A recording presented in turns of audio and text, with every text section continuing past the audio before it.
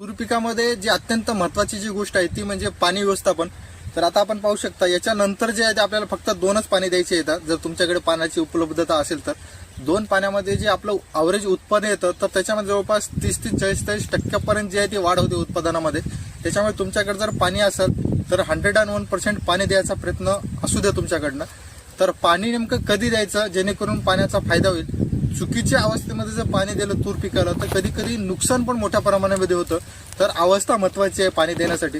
त्याच्यामध्ये जी कळी अवस्था असते किंवा जी अंडा अवस्था असते तर फूल 1-2 दिवसाला सुरुवात होतं तर त्याच्या अगोदरची जी अवस्था आहे म्हणजे फूल लागण्याच्या 8 दिवस अगोदरची जी अवस्था आहे त्या अवस्थेमध्ये आपल्याला पाणी द्यायचं आहे.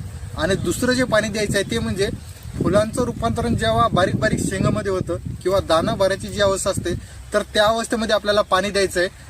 चुकून जर पाणी जर आपण पूर्ण शेतावर फुलं आलेले आहेत आणि त्या अवस्थेमध्ये जर दिलं तर